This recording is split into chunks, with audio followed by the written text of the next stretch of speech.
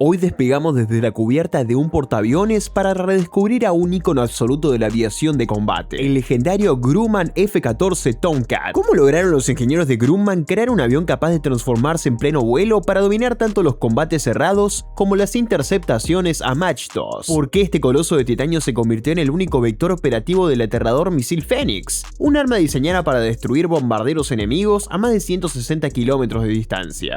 Y sobre todo, cómo una máquina tan compleja, cuyo matrimonio entre la célula y sus primeros motores fue extremadamente problemático, logró marcar la historia hasta permanecer irreemplazable durante 32 años de servicio activo. Las respuestas en este video.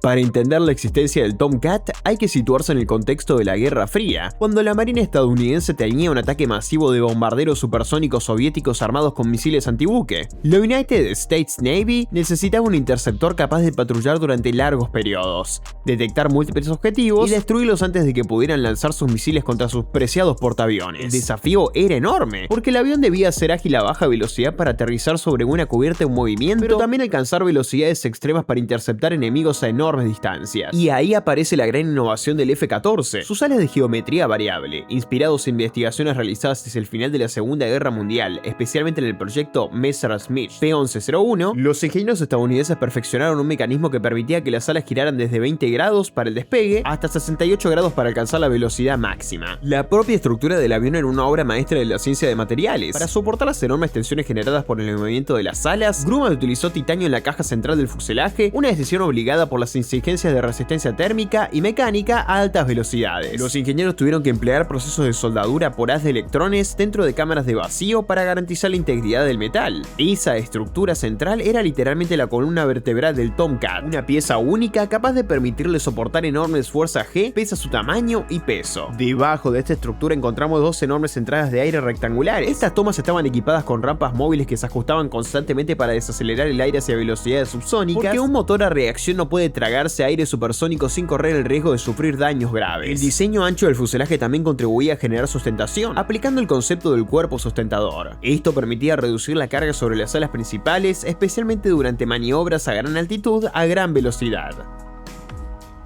En sus primeros años, el avión estaba equipado con los motores TF-30, originalmente diseñados para el programa General Dynamics F-111B. Para un caza pensado para maniobras extremas, aquello era una apuesta bastante peligrosa. Estos motores eran conocidos por sufrir pérdidas de compresor, un fenómeno donde una maniobra demasiado brusca o un ángulo de ataque excesivo podían interrumpir el flujo de aire hacia el reactor. Si uno de los motores fallaba mientras el otro seguía entregando máxima potencia, el empuje asimétrico podía lanzar al avión a una barrera plana extremadamente peligrosa, una realidad que tristemente le costó la vida a varios tripulantes.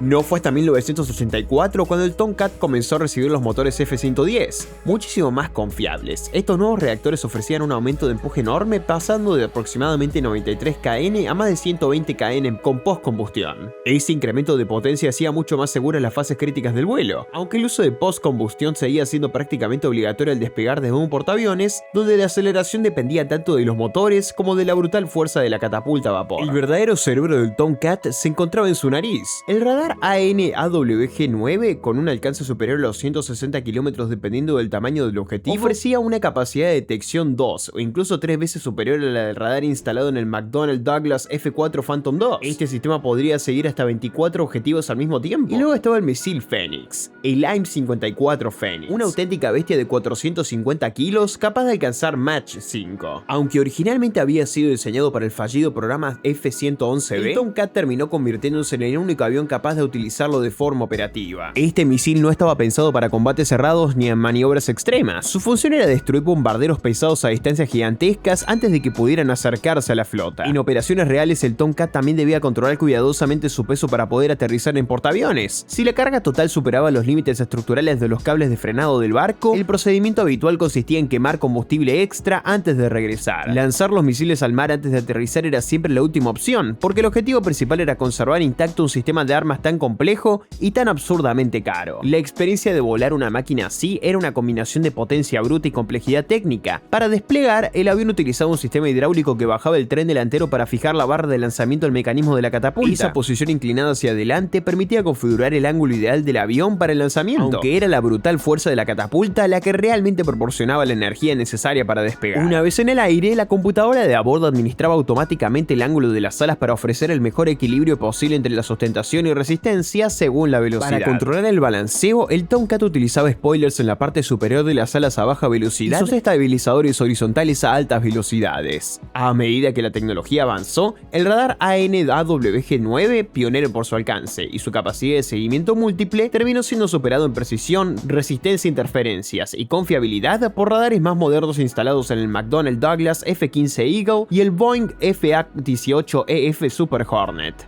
A pesar de su apariencia de gladiador aéreo, el Tomcat era una máquina extremadamente exigente de mantenimiento. En promedio, cada hora de vuelo requería entre 30 y 60 horas de trabajo en tierra, una cifra que variaba según la antigüedad del avión y la intensidad de las operaciones navales.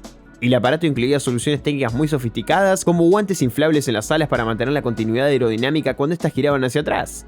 Con el final de la Guerra Fría, la amenaza de los bombarderos soviéticos disminuyó considerablemente. La United States Navy empezó entonces a priorizar la versatilidad y confiabilidad del Super Hornet, un avión más fácil de mantener y mucho mejor adaptado a las misiones de multifunción del siglo XXI. Finalmente, el Tomcat se retiró en 2006 después de haber servido como escudo aéreo de las flotas estadounidenses durante más de 3 décadas.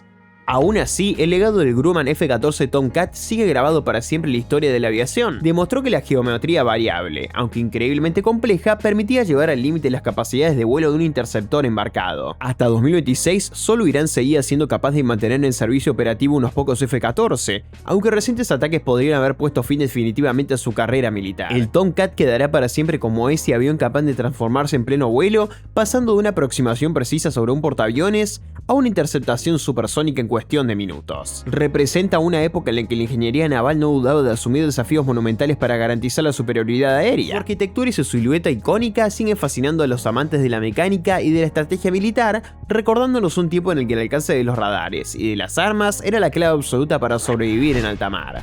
Y así concluimos este análisis. Muchas gracias por acompañarnos hasta el final. Si les gustó el video, no olviden dejar un like y contarnos en los comentarios qué opinan sobre la ingeniería del F-14 Tomcat. ¿Creen que las decisiones técnicas de aquella época fueron las mejores posibles para operar desde un portaaviones? Nuevos episodios van a llegar muy pronto, así que suscríbanse al canal y activen la campanita para no perderse nada. Nos vemos muy pronto.